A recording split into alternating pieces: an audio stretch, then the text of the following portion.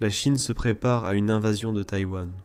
C'était l'avertissement sévère lancé par le secrétaire américain à la Défense, Pete Hegseth, à Singapour le 31 mai.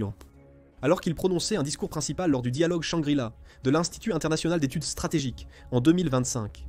Ne vous y trompez pas, Hegseth tire la sonnette d'alarme. Une invasion chinoise de Taïwan pourrait être imminente.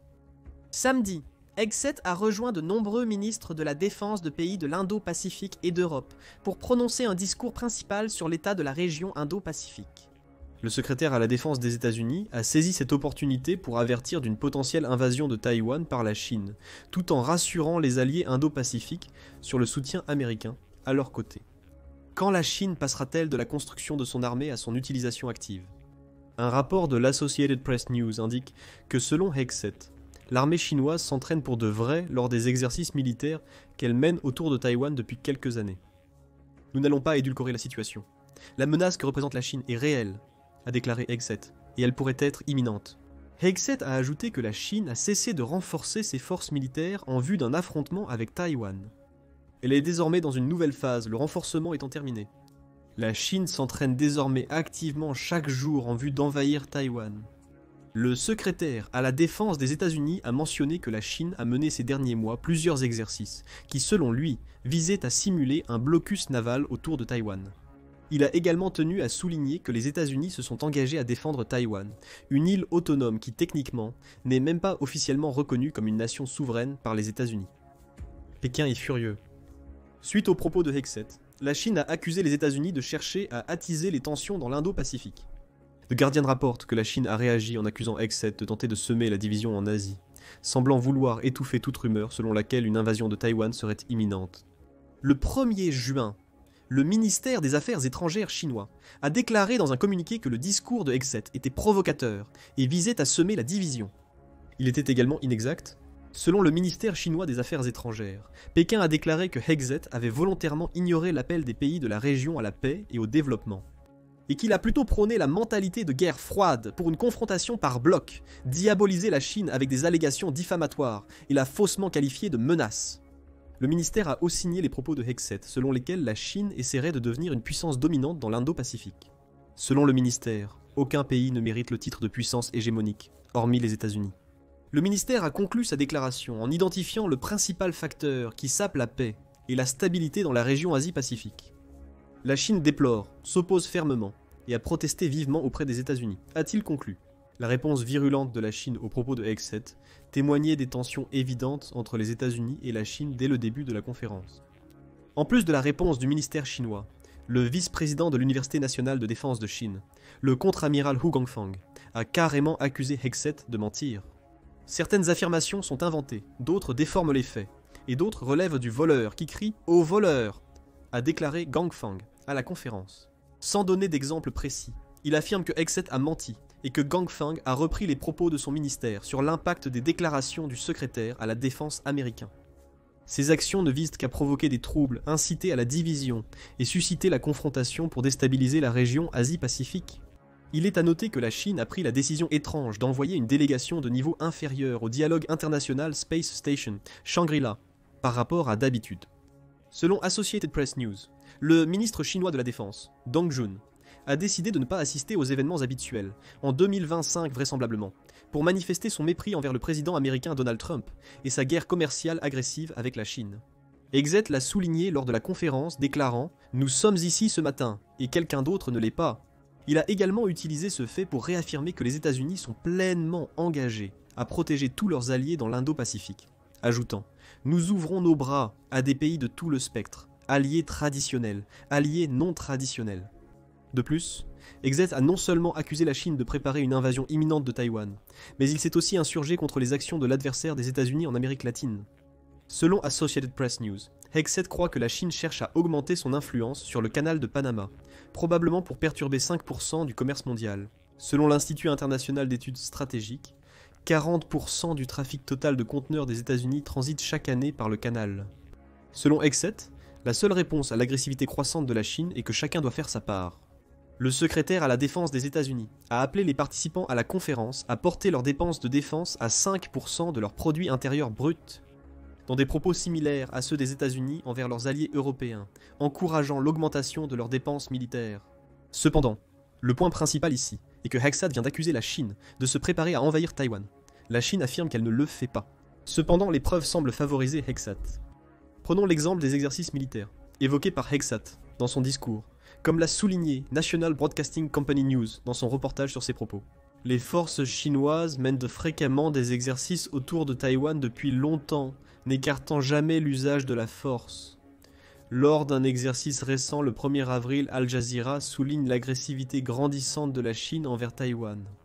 Selon Al Jazeera, ces exercices étaient destinés à servir d'avertissement au gouvernement taïwanais, avec une mention spéciale des prétendues forces séparatistes à Taïwan, que la Chine espère dissuader. Les exercices étaient d'une ampleur considérable. Le Monde a rapporté le 1er avril que Taïwan avait détecté 21 navires de guerre chinois, et au moins 71 avions encerclant l'île lors de l'exercice chinois. L'événement a marqué l'une des premières fois où la Chine a combiné toutes les principales branches de son armée pour opérer près des eaux taïwanaises. L'armée de terre, l'armée de l'air, la marine et la force des fusées chinoises ont collaboré. Taïwan a réagi en envoyant ses navires et avions pour surveiller l'exercice, et en préparant des systèmes de missiles terrestres, en cas d'attaque à grande échelle lors de l'exercice. Le plus remarquable dans cet exercice, au-delà de son ampleur, c'est la rhétorique qui l'accompagne, heureusement sans conséquence. Pendant l'annonce des exercices, la Chine a diffusé une vidéo de propagande animée décrivant le président taïwanais Lai Ching-te comme un parasite empoisonnant Taïwan. L'animation montre même Lai tenu au-dessus d'un feu à l'aide d'une paire de baguettes. Cette vidéo signale un revirement de la Chine, qui déclarait avant que Chinois et Taïwanais ne faisaient qu'un. Pékin est devenu plus agressif. La vidéo révèle que la Chine voit le nouveau président taïwanais comme une menace et tente d'influencer l'opinion taïwanaise contre lui au maximum. Les exercices du 1er avril où la Chine a encerclé Taïwan sont un exemple frappant de la façon dont elle se prépare à une invasion, comme l'a décrit Hexat. Ce ne sont pas non plus les seuls indices dont nous disposons. Prenez par exemple le nombre impressionnant d'avions que la Chine envoie dans l'espace aérien taïwanais. Selon Janes, la Chine a significativement accru le nombre d'avions envoyés dans l'espace aérien taïwanais durant la deuxième moitié du 10 mars, en 2024 battant ainsi son propre record. Rien qu'en 2024, l'APL a effectué 3615 vols dans la zone d'identification de défense aérienne de Taïwan, ou zone d'identification de défense aérienne. C'est plus du double des 1669 vols enregistrés en 2023. C'est également supérieur aux 1597 appareils détectés en 2022 et plus de 3 fois supérieur aux 972 appareils suivis en 2021. Nous observons une tendance. Ces 4 dernières années, la Chine a envoyé de plus en plus fréquemment ses avions dans la zone d'identification de défense aérienne de Taïwan, affichant une confiance croissante. Elle sait qu'aucune réponse ne pourra l'en empêcher.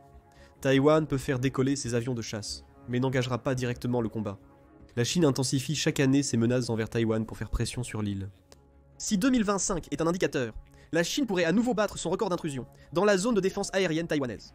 Au cours des 2 premiers mois de 2025, la Chine a fait voler 739 avions dans la zone d'identification de défense aérienne de Taïwan. Si Pékin maintient ce rythme, elle atteindra plus de 4400 vols d'ici fin 2023, soit environ 800 de plus que son record de 2024. L'avertissement d'Hexat est de plus en plus limpide. Taïwan, les États-Unis et de nombreux pays de l'Indo-Pacifique, méfiants envers la montée en puissance militaire chinoise, ne peuvent pas ignorer ces avertissements. La Chine intensifie la pression avec des vols visant à créer des tensions à Taïwan et à démontrer la puissance de l'armée de l'air, de l'APL. L'opération du 1er avril, plus qu'une simple menace ou propagande, révèle la stratégie d'encerclement que la Chine emploiera lors de l'invasion de Taïwan. Et ce n'est pas comme si la Chine avait ralenti en mai. Selon le Eurasian Times, le mois précédent les commentaires de Hexat a été marqué par davantage d'entraînement, de manœuvres et d'intrusions sur le territoire taïwanais. Entre le 1er et le 27 mai, Taïwan a détecté jusqu'à 70 navires chinois, dont de nombreux bâtiments de la marine, naviguant de la mer Jaune à la mer de Chine méridionale. Rien que le 19 mai, Taïwan a détecté 30 navires sans nom, sans documentation ni port d'immatriculation, naviguant dans le détroit de Taïwan. Un geste qui montre que la Chine essaie délibérément de harceler Taïwan. Le ministère de la Défense de Taïwan indique également que la Chine a envoyé 75 avions dans l'espace aérien taïwanais pendant cette période, ces appareils participant à 3 patrouilles de préparation au combat. Pete Hegseth souligne que la situation se résume à une accumulation de menaces.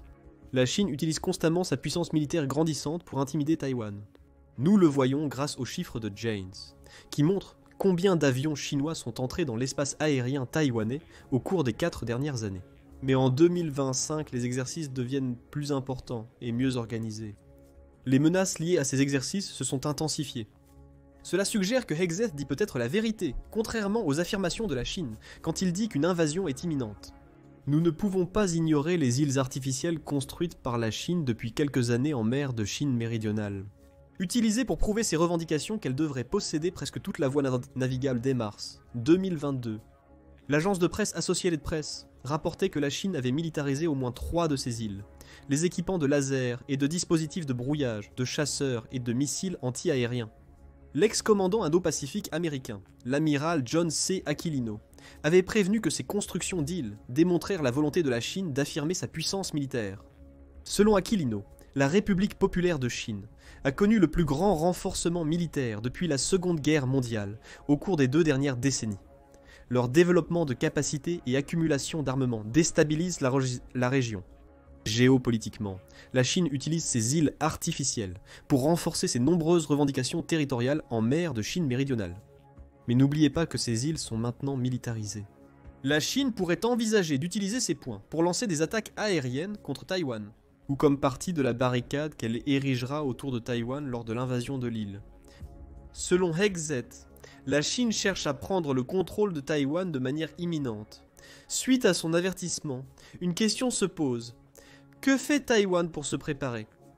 National Broadcasting Company News a observé qu'une course est déjà lancée pour réorganiser ses défenses. Le service militaire et la formation des réservistes ont été prolongés, d'après leur dire.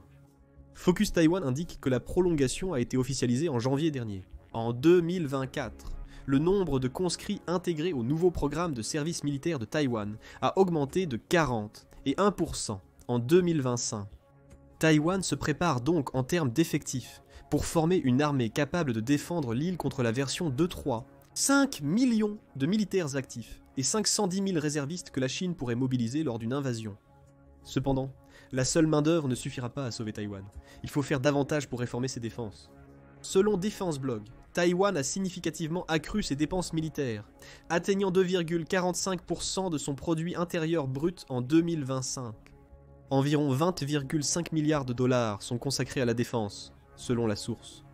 Taïwan investira dans la production d'armes nationales et l'acquisition d'armes étrangères supplémentaires. Selon Defense Blog, des améliorations de l'équipement militaire sont aussi en cours sur l'île.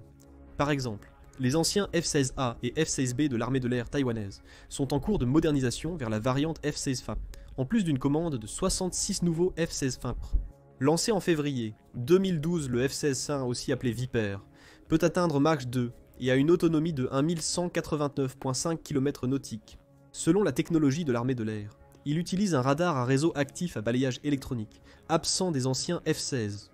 Taïwan a déjà investi judicieusement 1,85 milliard de dollars pour moderniser 145 de ses anciens F-16 vers cette nouvelle version.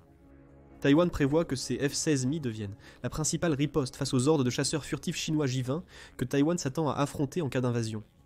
En septembre 2023, Taïwan a également présenté son premier sous-marin fabriqué localement, le Haikun, et a consacré 7,4 milliards de dollars à l'expansion de la production nationale de missiles.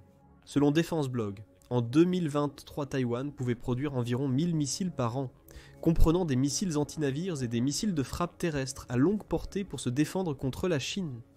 Le Wall Street Journal affirme que Taïwan a également élaboré une nouvelle approche face à ce que Hegseth considère comme une invasion imminente. Craignez la douleur. Selon Zhu Yuang, journaliste basé à Taïwan, le pays n'est pas prêt à repousser une invasion chinoise majeure dans un futur proche, comme il le souligne dans son article pour le journal. Elle ne sera pas prête si les rumeurs disant que la Chine voudrait prendre l'île d'ici 2027 s'avèrent vraies. Donc, plutôt que de s'équiper pour une guerre conventionnelle, Wang explique que Taïwan investit plutôt dans des défenses asymétriques qui obligeront la Chine à réfléchir à 2 fois avant d'envahir. L'idée est d'infliger un maximum de pertes aux forces chinoises, pendant que Taïwan demande l'aide des États-Unis. Taïwan construit plusieurs couches de défense côtière. explique Wang, qu'il utilisera pour ralentir considérablement l'invasion amphibie que la Chine prépare. La marine taïwanaise met en place une unité de commandement côtier axée sur la défense du détroit de Taïwan plutôt que sur sa maîtrise. Cette approche a été surnommée la stratégie du porc-épic. La côte et l'île principale de Taïwan verront la création de nombreux points de résistance qui infligeront des pertes à l'adversaire chinois. Ces défenses ne suffiront pas à arrêter la Chine complètement, mais ce n'est pas le but. Taïwan souhaite adopter sa stratégie du porc-épic afin de couler des navires, abattre des avions et éliminer des soldats chinois. Ainsi, elle peut gagner du temps pour collaborer avec les États-Unis afin d'arrêter une invasion chinoise. Bien sûr, il y a un éventuel obstacle à ce plan. La stratégie du porc-épic ne fonctionne que si Taïwan parvient à convaincre les États-Unis de s'impliquer directement en cas d'invasion chinoise. Dans son discours, Hexdorf a affirmé que les États-Unis soutiendront Taïwan et leurs autres alliés indo-pacifiques par tous les moyens possibles. Taïwan sait l'importance du soutien lorsque la Chine passera à l'action. Taïwan achète déjà de nombreux systèmes d'armes américains, comme les F-16 tanks. Reuters note également que Taïwan a acheté 29 systèmes de lance-roquettes d'artillerie à haute mobilité, ou High Mobility Artillery Rocket System, que vous reconnaîtrez peut-être comme une arme qui s'est révélée exceptionnellement efficace pour l'Ukraine dans sa guerre contre la Russie. Selon National Broadcasting Company, les High Mobility Artillery Rocket System permettront à Taïwan de frapper la Chine depuis l'île avec mobilité et précision, potentiellement jusqu'en Chine continentale. Un autre rapport, également publié par National Broadcasting Company le 30 mai, indique que Taïwan a payé $1 milliard pour ses 29 High Mobility Artillery Rocket Systems, chacun étant capable de tirer des roquettes guidées. Jusqu'à 290 km, c'est assez loin pour atteindre la province chinoise du Fujian, de l'autre côté du détroit de Taïwan. De plus, selon Sun Lifang, porte-parole du ministère taïwanais de la Défense nationale, les États-Unis et Taïwan collaborent sur un accord révolutionnaire de partage de renseignements. Dans ses premiers commentaires publics sur l'accord, Sun a déclaré que Taïwan ne divulgue généralement pas les détails des partages de renseignements sensibles. Cela dit, ce type d'échange de renseignements nous est extrêmement utile pour comprendre les menaces de l'ennemi et effectuer des déploiements défensifs appropriés. Peut-être est-ce le signe que les États-Unis et Taïwan coopèrent déjà sur la stratégie du porc-épic. Néanmoins, Taïwan sait aussi qu'il y a de fortes chances que les États-Unis ne viennent pas immédiatement à son secours en cas d'invasion. En effet, ce n'est qu'en juillet 2024 que Donald Trump, alors candidat à la présidence, remettait en question le soutien américain à Taïwan. Ce mois-là, on a demandé à Donald Trump si les États-Unis viendraient en aide à Taïwan en cas d'invasion par la Chine. Il a comparé les États-Unis à une compagnie d'assurance par rapport à Taïwan, affirmant que selon Trump, Taïwan ne nous donne rien en retour. Donald Trump a également suggéré qu'il ne se sentirait pas très en sécurité s'il était Taïwan, tout en affirmant que l'île a pris presque 100% de l'industrie américaine des semi-conducteurs. Ces commentaires datent d'il y a presque un an. Vu les remarques récentes de Pete Hegseth à Singapour, il est possible que Donald Trump ait changé d'avis depuis. Néanmoins, des commentaires comme ceux-ci suffisent encore à pousser Taïwan à s'interroger sur l'engagement réel des États-Unis à lui fournir une aide directe en cas d'invasion chinoise imminente. Associated Press News souligne que, malgré les propos de Pete Hegseth, les États-Unis ont récemment retiré des ressources militaires de l'Indo-Pacifique pour soutenir leur campagne en Europe et au Moyen-Orient. Les États-Unis ont transféré un bataillon de défense antimissile Patriot de l'Indo-Pacifique au Moyen-Orient récemment. 73 avions de transport militaire ont été nécessaires pour accomplir la mission. C'est un système de défense aérienne sur lequel Taïwan ne peut plus compter, et qu'il faudrait manifestement un effort considérable pour ramener dans l'Indo-Pacifique si la Chine envahissait. À l'époque, Hegseth n'a pas expliqué pourquoi les États-Unis avaient retiré un système de défense aussi crucial de l'Indo-Pacifique. Il a plutôt mis l'accent sur les partenariats américains dans la région, déclarant « Un réseau solide, résolu et compétent d'alliés et de partenaires constitue notre avantage stratégique. La Chine envie notre union et voit notre potentiel collectif en matière de défense. Mais il nous incombe d'être à la hauteur de ce potentiel en investissant. » Aucune confirmation ni démenti d'une intervention directe des États-Unis dans ces propos. Il semble que les États-Unis jouent leurs cartes près de leur poitrine. Taïwan, en attendant, fait tout son possible pour être prêt si les propos de Hegseth se réalisent et si l'invasion chinoise imminente de l'île a réellement lieu. Si vous avez aimé cette vidéo, abonnez-vous à The Military Show pour plus de commentaires sur les dernières actualités de l'Indo-Pacifique. Regardez aussi notre vidéo qui dévoile pourquoi la Chine a envoyé des navires de guerre en Australie, révélant que Taïwan n'est pas le seul territoire visé par Pékin.